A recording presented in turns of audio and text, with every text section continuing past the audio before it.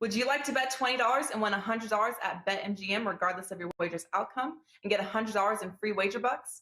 Just go to wt.buzz/MGM for more details and find out if you're eligible for this amazing offer.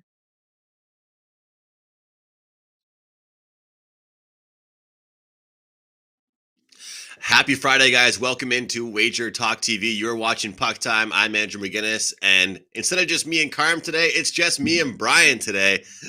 Or Brian and I, as I should say, as if my grandma's watching this show. And the grammar police, they want me to have good grammar. So we are live on Puck Time. We're talking about 4 games here. We got the Columbus Blue Jackets and the Carolina Hurricanes going head-to-head. The Jets and the Avalanche, the Knights and the Coyotes. And last but not least, the LA Kings and the Anaheim Ducks. Brian, we had somebody on Twitter yesterday say you must have had a crystal ball on the show yesterday with some of the great calls you made. So always humble in victory, my man, but congratulations on the great calls yesterday. Yeah, I appreciate that. And your grandmother's right. I was brought up on it was you and I, and now it's me and you. I don't know what the correct response is, but yeah, if it wasn't for I did have a loser on Seattle, and if it wasn't a loser on that, it'd been a terrific day. But you give me a 180, 190 favorite or 190 underdog going into overtime, I'm pretty confident. But it didn't work out. Didn't get the sweep. But yeah, there was one of those days where everything looked very, very easy. Hopefully, we got another day like that today. Well, I mean, we have to talk about that Vancouver play because that was, I mean, the reverse puck line is something we don't really talk about on this show very much, but the -1.5, turning an underdog into a puck line, not the +1.5, but the -1.5. That was +250, I believe. Some places had upwards of +270. 384, yeah. I got it, yeah. Wow, you got a 384. Oh, my goodness. 384, wow. yeah. Wow, yeah, great stuff there. And it's kind of funny because I mentioned yesterday on the show how many opportunities. It hasn't been obviously a lot, but for Calgary to get that 11th straight win, and they just couldn't do it. And that's one of the funny things is like I always say that certain things like that don't really matter, but they're fun to bring up. And I mentioned yesterday when I segued the game, Calgary has never won 11 straight games, and they go ahead and put up that performance on game number 11. So that one was definitely not their best performance. But let's jump into our first game here, Brian. The Columbus Blue Jackets and the Carolina Hurricanes. You got Carolina at home. They're -350 here against a Columbus team that's playing some good hockey. You know, Columbus +280. Not often you can get a +115 on a +1.5 line here, which has become a popular bet with some of these underdogs. You saw yesterday with the New Jersey Devils, you could have gotten +2.5 at a pretty good price. So what are your thoughts here? A Columbus team playing some pretty good hockey, but certainly some goaltending issues now. Now they're going to run into a better defensive team, but there's no lack of scoring with this Blue Jackets team right now. Yeah, every once in a while I look at the standings and just one team blows me away.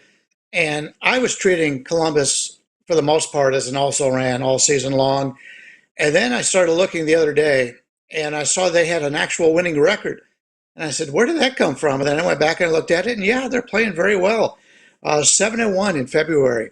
They've got road wins against Washington and Florida, the big shocker. And they won at home against Toronto. So this is a team playing very well right now, and they're doing it under the radar. And I'm just sorry I didn't recognize this earlier. You've got so much going on, you don't see everything, and they're playing really good hockey. And on the other side, you've got a Carolina team who's 4-4 in February, and they do have a nice rest advantage here. Columbus is playing a back-to-back, and you've got Carolina with 3 days off. But I went back and looked. You talked about the 1.5 here. The last 5 games Carolina's played at home, and then they are one of the biggest, best teams to play at home all season long. Other last 5 games, they only won 1 game by more than 1 goal. So I think there's plenty of value here on the Columbus team, who not only is playing well, they just knocked off a terrific Florida team. They're playing with a lot of confidence. The back-to-back doesn't bother me. This is a situation for me where you got a confident team coming in here against a Carolina bunch that really isn't playing very well right now. So I think the plus 1.5 is the way to go here. Now, am I going to call them to win straight up in this price range? Probably not. Obviously, the line tells you they're not, but to get a nice plus 115 on the team as an underdog here, just to keep this close, I'm a buyer in that. I like the plus 115 with Columbus plus the 1.5 goals here. And I think one thing to mention, just to second what you were just talking about there about the teams that they've played, Brian, is that sure, we saw Buffalo in there, we saw a Chicago in there, but we just saw a Toronto and Florida. 2 games in a row against 2 of the top teams in the division, where they were able to not just cover that puck line, but get the job done, in strong fashion. One was obviously an overtime victory, but that would have covered the plus 1.5, as we all know. And then that great 6-3 win. It's kind of funny because we always, I think people overreact to backup goaltenders being in. And this guy's just having the time of his life, but I do worry about right now what the goaltending situation is for the Blue Jackets. That's my problem with this game. I think, looking at Elvis Merzlikins, he's on the IR. We've got Korpisalo. He's doubtful. So who starts? Who gets the start here? I think the same guy can't play, 3 games in 4 days.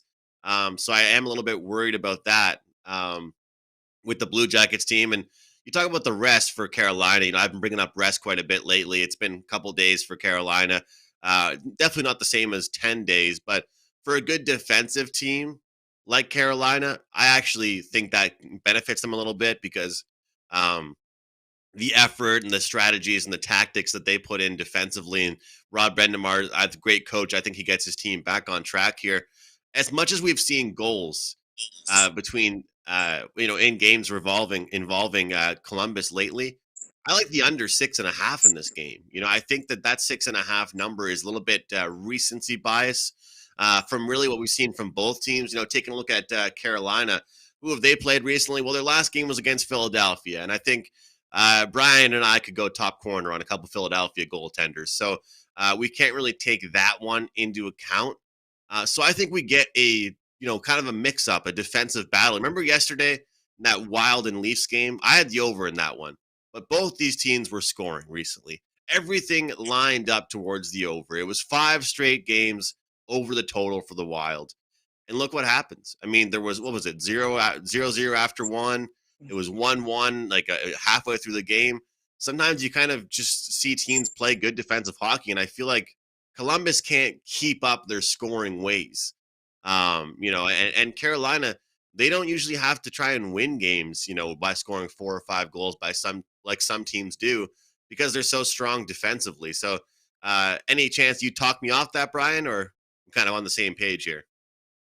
I was looking at the over in that, but not a 6.5. I wouldn't play the over, but that's what I was thinking. As you were talking about it, I don't play a lot of totals, and I've mentioned that before. But as you were talking about it, I said, maybe with the goalie situation and the way these 2 teams are scoring, I would look at the over. But you made some great points, and that's why you are the totals expert, and I'm just a guy here trying to learn how to bet those and incorporate that into my handicapping. But yeah, it's something that I look at it one way, you look at it the other way, and I like your experience in that regard. So that's why I don't play a lot of totals. But to me, the best way to play totals is to watch the game and play the in game, because you get so many times there should be goals being scored and there's not. And that's where you're able to play the in game and make some money doing that. So that would be the way that I would treat this, see how that first period goes. And if you see a lot of opportunities to score and they're just not making the shot, or they're hitting the post, that kind of thing, and maybe you can get a better number and not have to lay over the 6.5. Maybe you can lay, over 6 or over 5.5. But I like the way you looked at that game, and it's probably enough to keep me off of it. And it's kind of funny because some people out there might be thinking, well, he just talked about how there's a goaltending problem and he wants the under for some reason. But, from different shows that I've done and different people I've spoken to, people would be so surprised on how a coach will change the team's tactics in a game where they really need to play good in front of their goaltender. If you have a 3rd-string goalie in there, 4th-string goaltender in there, the team knows it. Think back to when the Maple Leafs went up against a Zamboni driver Carmine and I love talking about that. Don't you think Carolina changed the way they played in that game? The second that he had to come in, they played more defensive. They kept the puck out of the end. I mean, you have to do it when you have a newer goaltender in. So I look towards under 6.5 in this one. But our next game here, Brian, we're going to discuss. Well, it involves one of the teams from my buy and sell, and it definitely wasn't one of the teams from my buy. Winnipeg was on my sell list, and obviously now they're playing the Colorado Avalanche, who bounced back in a perfect way the other night after losing to Boston. They are minus 280 at home. Winnipeg plus 230. Total is at 6.5. What are you thinking here in this one? Well, I'm usually looking at the underdog as the first thing I take a look at in these games. I can't make a case for Winnipeg here. You're looking at the schedule. This will be their 9th game in 15 days. They're on a 2-8 run straight up on the road as of late. This is a tired ball club, and you're going into Columbus. Even though Columbus's numbers on the season aren't that impressive, they've had a lot of injuries. They still have some guys out, but this is a Columbus team at home. I was kind of surprised, to be totally honest with you. That's kind of surprised that the line was lower than it was in the Carolina game. I think the Carolina underdog has a better chance of winning that game outright than the underdog in this game. So lean with Colorado. Not going to play it, but unless you can make a case for Winnipeg, which I can't, it would be the favorite or nothing in this one. Well, I can't make a case for them either. And, the thing is here, the puck line is minus 115. And, to be honest with you, I think it's a cheap price even on the money line here. And this Winnipeg Jets team, though, has been one of the most inconsistent teams in the NHL. One night they'll go out there and they'll put up 5 goals. The next night they'll go up there and they can't even put a dangerous opportunity together.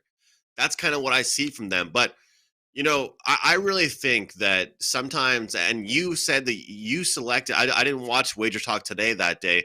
I was with some family, but I believe on Monday you liked Boston versus Colorado. Is that right, Brian? I did have Boston, and just like Vancouver yesterday, people called me out, thought I was crazy, but you got to take a shot with the underdogs. I mean, you don't got to win 50% of the time to make money in underdogs, and just as long as it's a game where I think the price is too high, you play that thing 100 times, you're going to make out with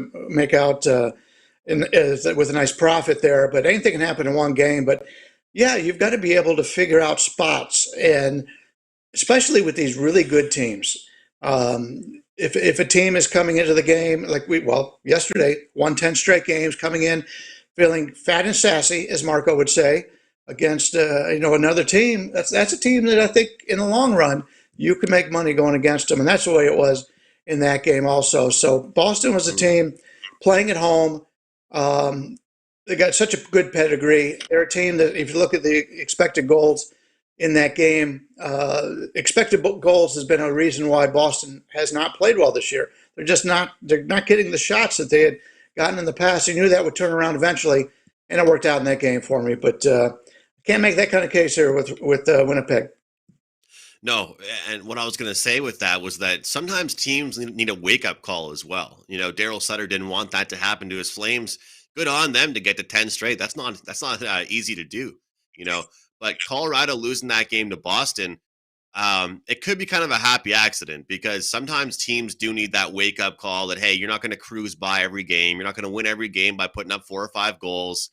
And, of course, what better of a team for them to play, though, than the rebuilding Detroit Red Wings in their next game? Don't get me wrong. Detroit's got a bright future. A lot of draft picks, a lot of great prospects coming up in their farm system. But for now, I mean, we can both agree that was a great team for Colorado to get the chance to bounce back against. And now you get a Winnipeg team that, like I've mentioned, has struggled to score. Sure, they put out some goals against Seattle. They ended up having that good game against Minnesota. But besides that, last couple here, couldn't score against Dallas, couldn't score against Calgary, couldn't score against Edmonton. And do we expect them to do that here against Colorado? You guys can sign me up for the team total over 3.5 for the Colorado Avalanche. Winnipeg is not only having trouble scoring, they're having trouble keeping the puck out of their own end as well. Real quick, I just wanted to mention for fantasy players, for prop bettors as well, Nazem Kadri is someone that has to be mentioned in the prop market as quite often. I mean, a guy, obviously, he was an all-star this year. He deserved it. He had a great season. He's up there in the leaders for points. But he's one of those guys that still, Brian, we're getting good value on him to get over 1.5 points or over shots on goal, 3.5 usually, or even to score a goal. So him and Mikko Rantanen. Mikko Rantanen is almost as consistent as Mitch Marner is with his shots on goal props right now. So just a few guys to keep in mind. I mean, you talked about, Brian, sometimes it's so hard to keep up with these streaks. Oh man, I find myself like scratching my head with these prop wagers because so every day, every week, there's a new guy on a shots on goal streak or scoring a point streak or a goal streak, and it's hard not to cap these games, money line and total. Now I'm trying to get into the prop world. It's a tough go, man. But it's fun and I enjoy it. So do you do much of that stuff, or do you pay attention to any of these guys catching hot streaks or anything like that, or mostly just the team itself? Yeah, mostly the team itself. I'll be honest with baseball.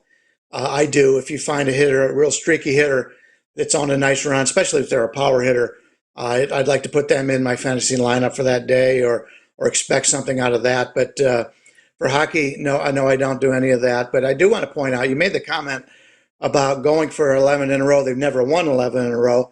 Well, the point is, how many times have they won 10 in a row?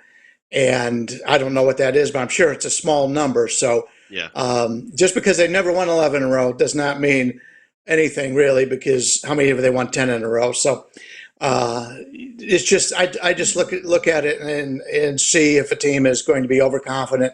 And I was pretty confident in my own abilities to point that out yesterday, and it worked out well.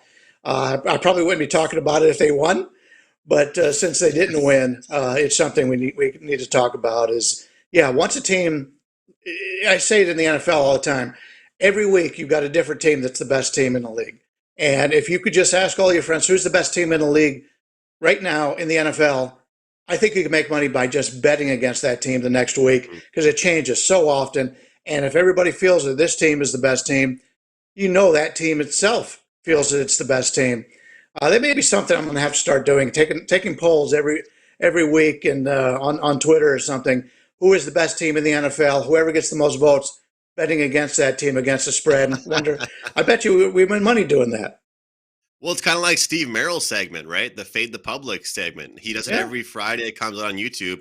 He talks about the 3 most public sides, and I'm pretty sure those come out pretty profitable fading against those teams. So I don't know if I told you about these stats. I was talking with Karn about these at the start of the week, but I think it was 24-3 the last 27 for that. The record is for teams minus 400 or higher. And after that Leafs loss earlier in the week, Brian, that's now a losing proposition. At a 24-3 record, minus 400s are now losing in their last 27 games. I thought that was unbelievable to hear because it's just the reason why I bring that up is just like you were talking about with these underdogs. You don't have to hit all of them. You know, I've seen you hit some big underdogs in baseball as well.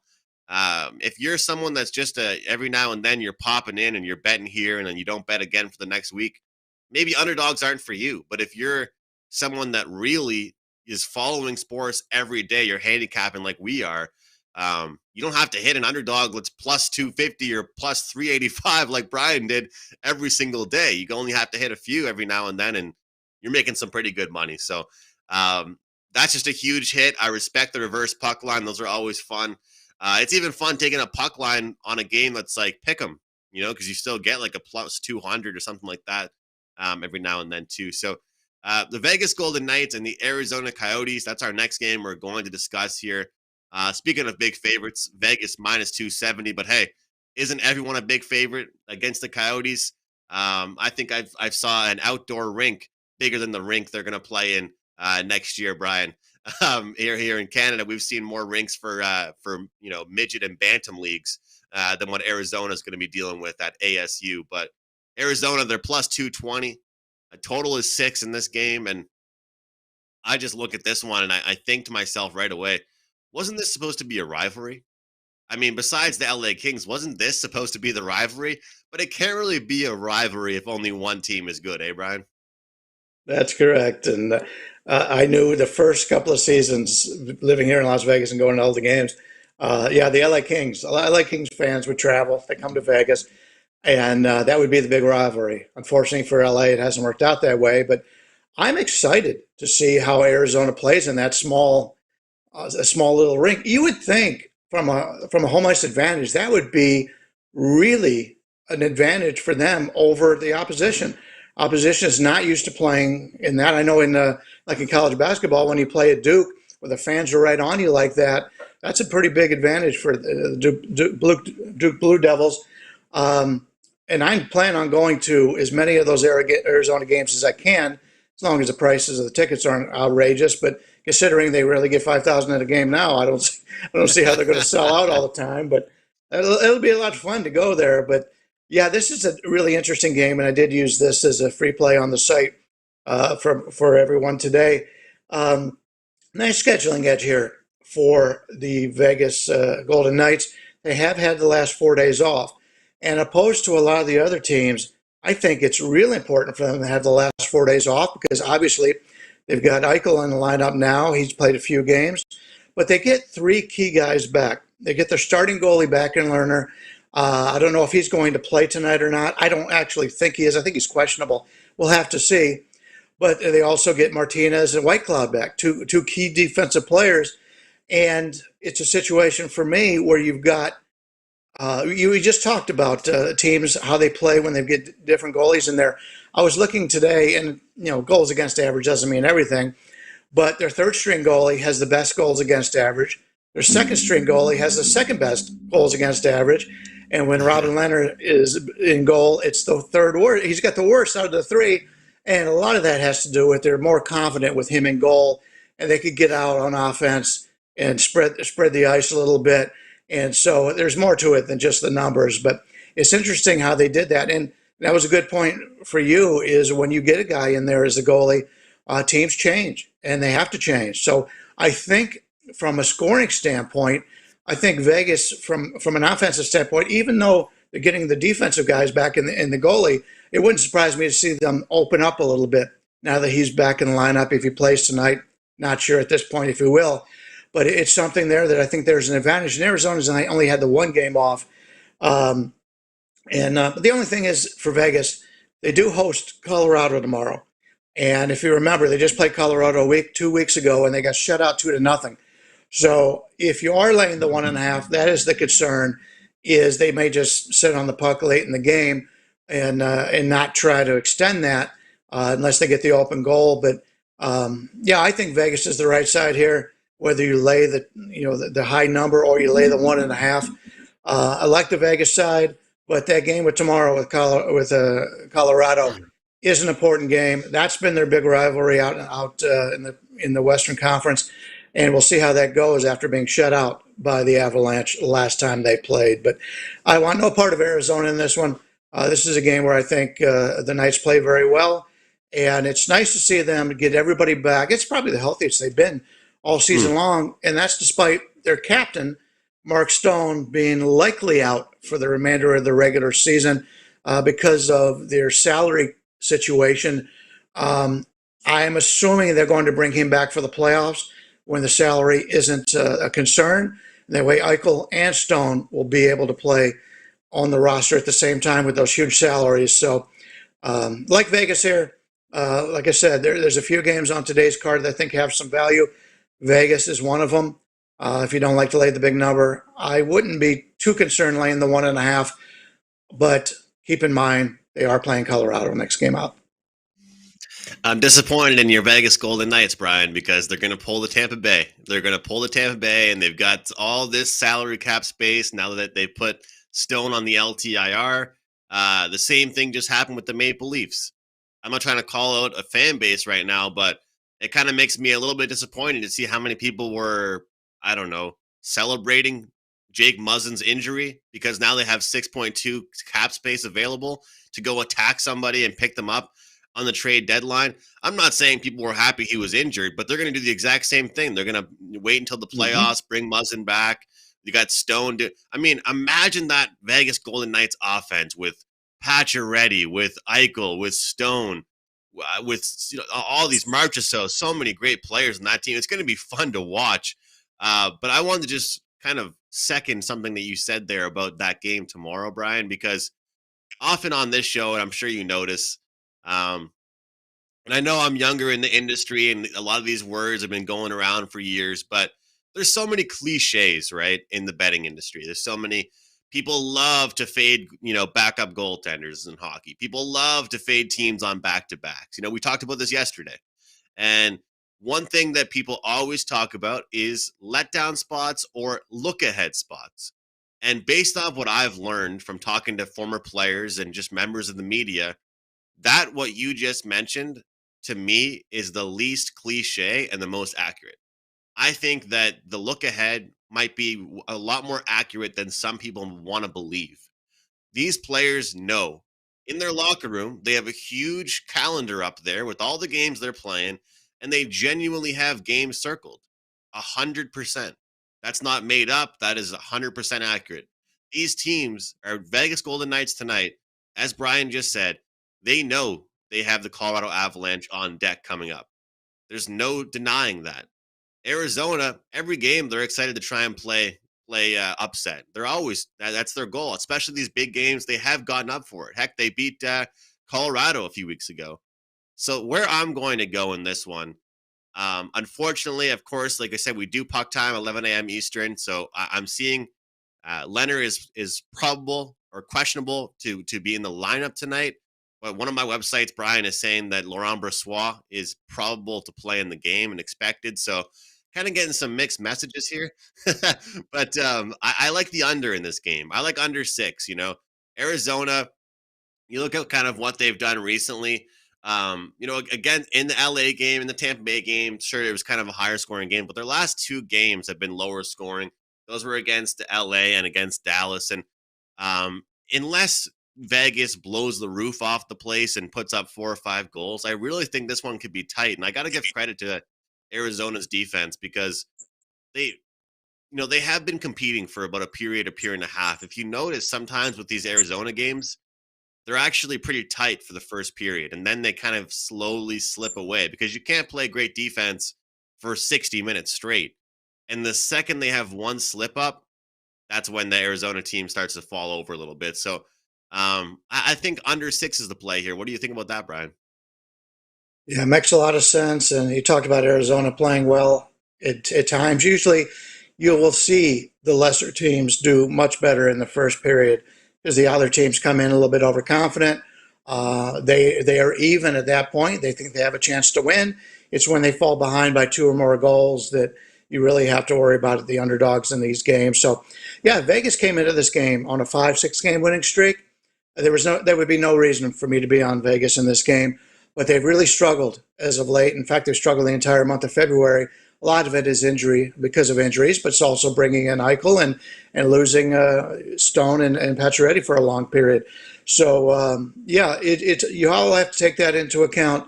If they'd been on a nice roll right now, there's no way I would want to lay this kind of number with Colorado coming up the next day. But that's not the case. They have not played well. They played a little bit better in the last game. They got the victory. But this is still a team trying to find themselves right now. And with those 3 guys coming back tonight, I think they need to make a statement here. And another thing, even though they play in Colorado tomorrow, they know they cannot lose here and then play Colorado, a team that they've been very even with, lose tomorrow. That would be a disaster to play those 2 games. So it's better, they don't say you better have one in the hand than 2 in the bush, that kind of thing. That shows me that I think they're going to come out tonight and get this victory and worry about tomorrow later. And I think we'll get a good effort out of the Knights tonight. And before this show started, Brian, I said to you, man, this Western Conference is very competitive. The Pacific Division is very competitive. The LA Kings and the Ducks game, we've talked about them together, but the close odds here, LA minus 115, total 5.5. I mean, for me, I had LA as my buy team, and I take a lot of pride in that segment I'm doing every week on Mondays. And it's gone pretty well so far here. And you look at the schedules, look at the odds, fading Winnipeg and betting on LA has gone pretty well so far this week. And as much as Anaheim has some creative players, and they have, I think both goaltenders, Stolars and Gibson, are great. They clearly aren't the team they were in October and November. They definitely, I gave them out to clients to miss the playoffs. I'm hoping on Anaheim just keeps racking up these losses. But at one point they were, a minus price to make the playoffs. I gave them out on this show at like minus 120 to miss the playoffs here. But we look at the LA Kings, and they're just playing better defensive hockey. But last game, that was a weird one. Back and forth game. They were just trading goals left and right here. I think it was kind of out of their identity. And now you play an Anaheim team that, although they have some scorers, they play more low scoring as well. What are your thoughts here on this one? I think you know where I'm going here. I'm sticking to my guns with my buy team. Yeah, this is a situation for me that I'm pretty torn on. You take a look at LA, they're playing their last game of a 4-game road trip. They're 3-0 on this road trip. A lot of times when you have a team in a situation like that, they ended up, going back home feeling confident about themselves because they had a winning road trip. Interesting to note, this is only the second time they played Anaheim, a division rival, so far this season. Anaheim wins 5-4 in a shootout in LA in the only other meeting. So this is a situation for the Kings. I would prefer the Kings a little bit more if they had gone 1-2, 2-1, but coming in 3-0 may be a situation where they come in and they're a little bit satisfied, but it is a divisional rival, and there is a rivalry here because both these teams are been on equal footing for the most part for the last few years, and Anaheim's only played one game in the last 5 days, so you've got a better rested team in Anaheim. I made it pick 'em. It's close to pick 'em. Last time I looked at LA, I think it was a 115 favorite. I'm torn on this one. I'd like to have an opinion on most games, but in this one, it would not surprise me if either team won this game. And with the situation, LA coming in 3-0, I think that's enough to keep me off of the Kings here, and I'll just sit back and watch this one. Yeah, LA coming in off 3 straight wins, but also Anaheim, 2 rather impressive wins as well. 7 goals in one, 4 goals in the other. So can they keep that going? That was against San Jose and Vancouver. That one against Vancouver actually impressed me quite a bit, but I'm going to stick to my guns here with the LA Kings in this one. We'll talk about that one a little bit further down the line. But hey, guys, Carmine isn't here on the show with us, but he didn't forget about you. The 6 and 60 segment is ready to roll. We've got it pre-taped and recorded. Carm absolutely crushed this segment the past 2 weeks. And just for all of you guys out there, these lines and the odds are from today. So if you're watching this tomorrow, you're watching this on Saturday, and you're wondering why you're getting a different price, that's why. Carm, over to you, man.